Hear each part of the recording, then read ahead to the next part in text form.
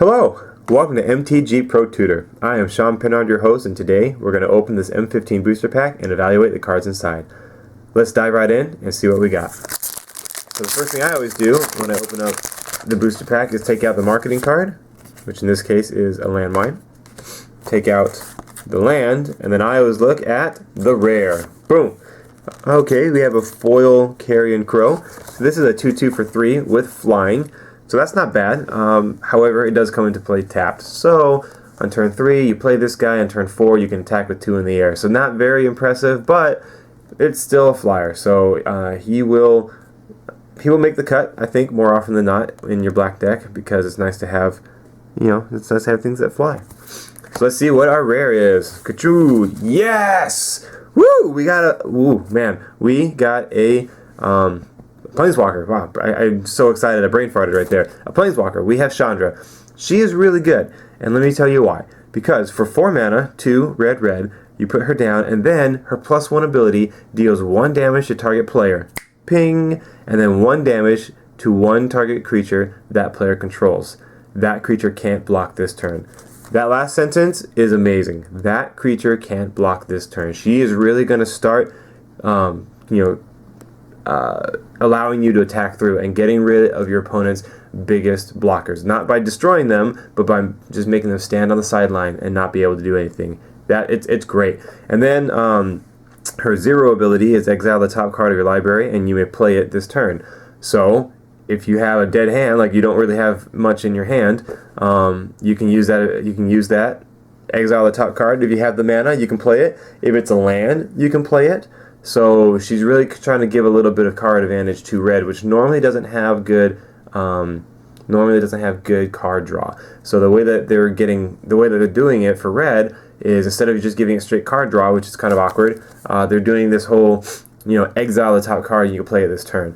So red likes randomness, and you don't always know if you're going to be able to play that card, So Chandra is amazing. I'm very excited to have her. I'm definitely going to first pick her. Because Planeswalkers and Limited really can finish the game for you. Okay, so playing her as soon as possible is really gonna do what you need, which is get through an attack and also give you some cards. So awesome, Planeswalker, Chandra, love it. The rest of this pack, let's go through here. Sungrace Pegasus is a 1/2 flying lifelink for 2. I like it because it has flying and lifelink, and it's only 2 mana. So, I mean, it's an all-around good card, I think. Shadowcloak Vampire is a 4/3 for 5 mana. It does have flying as long as you pay 2 life. So, yeah, I mean, if you don't have if you don't have anything better to do in the 5 spot, play this guy.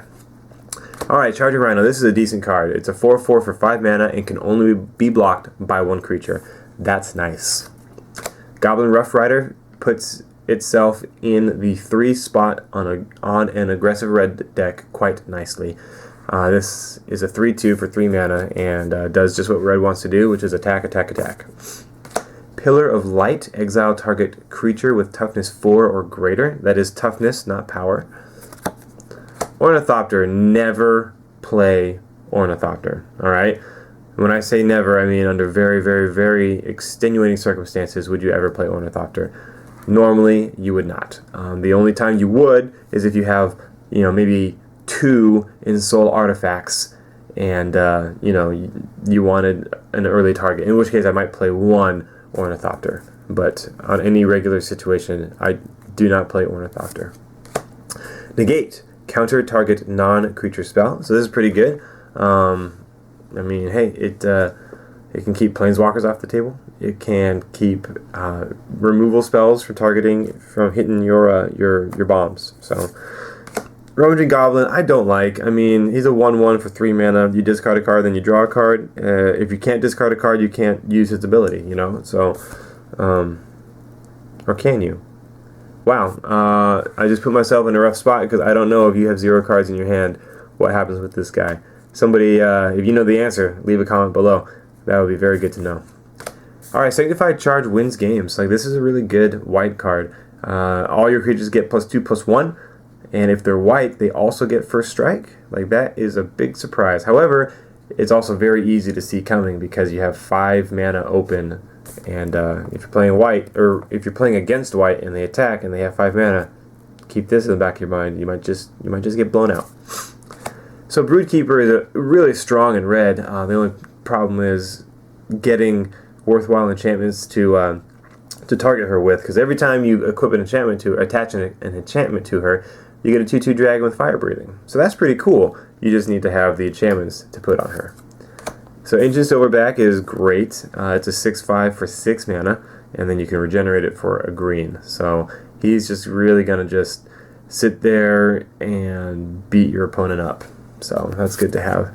I love Stoke the Flames. I think it's great. You can deal 4 damage to target creature or player for 4 mana. That's wonderful. And it has Convoke, so you can kind of, do some tricks with that. I really like it. I'm glad that there's a lot of red in this pack, because two things. One, that means that some of them will come around. 2, by you going in on red and then passing red, then your opponent might think, hey, red is open, and then you just cut the heck out of them. You might not get you might not get really good red stuff on the second pack, because if they read the signals wrong and they think red is open, then they might stay there for too long. But assuming that they don't, then you can still be able to cut them off out of red. So yeah, there's a lot of good red in this pack. Every red card in this pack was good. All right, so here we go. Chandra Pyromancer, first pick for sure. If Chandra was not in this pack, I would probably take Charging Rhino or Stoke the Flames next. Probably Stoke the Flames. So let's see, we'll put that up here. Well, all the uncommons in this pack were really good. Silverback was good, and then Charging Rhino was good. Broodkeeper's good, but I put a lower priority on it. Charging Rhino. Alright, so here you go. Green and red were my favorite colors in this pack, obviously. Chandra, hands down, my first pick. So let me know what you would do in this pack. What do you think of the cards here? And if you have the answer with the Rummaging Goblin, leave a comment below. Let us know. Thanks. We'll see you in the next pack.